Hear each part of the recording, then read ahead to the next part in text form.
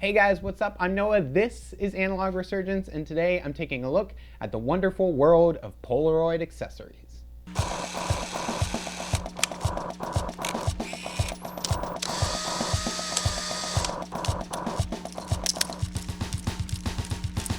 Polaroid cameras are fun, vintage, sometimes classic-looking, cheap, plastic, little old-school cameras that for a lot of people are just a big sign of retro vintage photography. Now, like any kind of camera system over the years, Polaroid cameras also had accessories. So let's break it down. There are the Polaroid SX70s, the Polaroid 600s, and the Polaroid Spectras. Each one is different, and each kind of camera had their own style of accessories that went along with them. So these are Polaroid 600 cameras, and there's maybe not a ton of accessories that went along with these guys because they already kind of came with a solid set of features that were really useful in a variety of situations. They almost all had built-in flash units. Some of them had autofocus sonar built into them here, and other ones like this Impulse had a sliding scale that you could change the focus of the lens depending on how far away you were from your subject. And they also kind of already came with straps on them as well, so they were kind of ready to go right out of the box. But they did, for a number of these cameras, make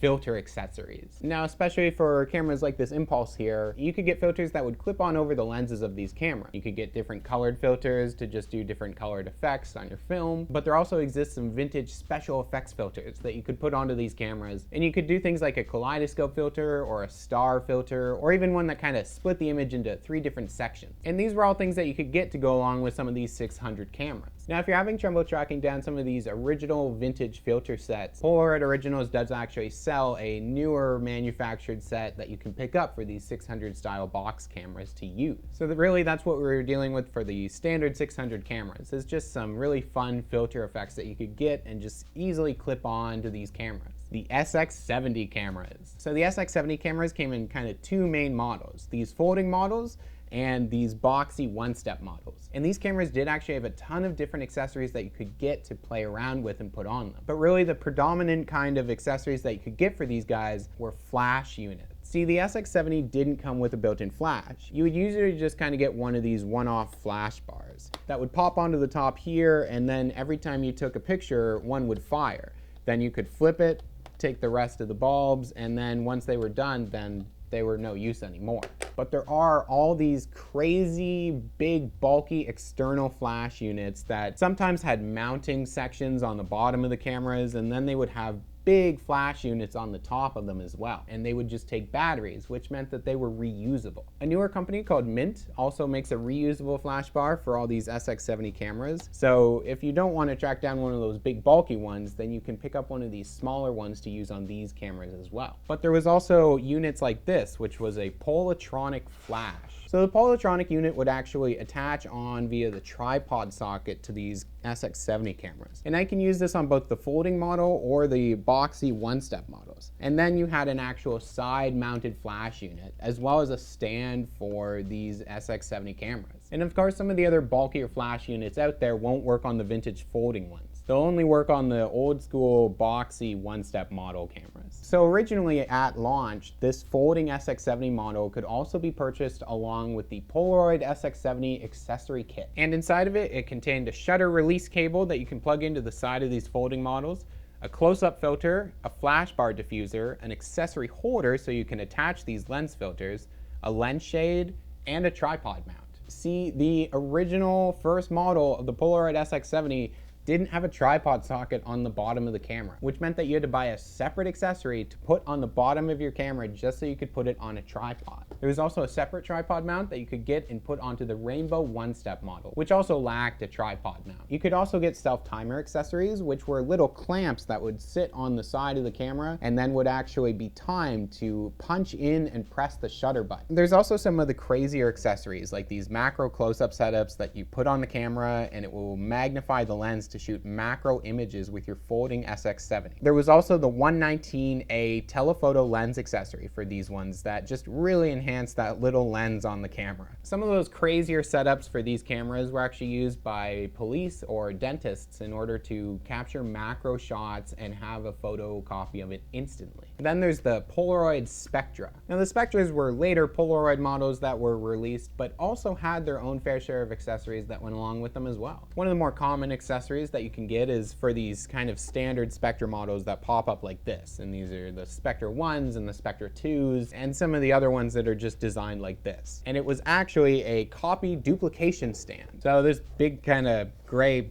box unit allowed you to put it over top of something, which you could kind of frame up using this little window here. And then on top, you would just simply place your Spectra camera and it would slot in, and then it would take a one-to-one macro image of whatever you put it over top of. There is also a much more subtle close-up filter that you could get that would go on top of the lenses of these specific Spectra models. It would go on the front of the cameras, and it had a little pull-out measuring piece so you could tell how close you were to the subject so that it would focus properly. And it allowed you to focus in on a subject that was as close as 10 inches to the front of the camera. Now, these early Spectras also had a built-in timer in them, but not all of the later models did. If you didn't want to use the built-in timer, then there was also an accessory port here. So you could actually get a wireless timer system and plug it into this accessory port on the back of the camera. So then you could have a wireless remote and you could trigger it from a distance instead of using the built-in timer option on these models.